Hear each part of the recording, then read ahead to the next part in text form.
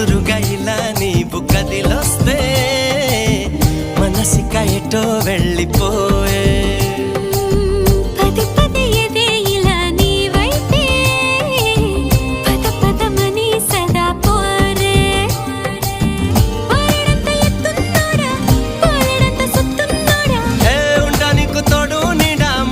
పడి ఎడా పెడా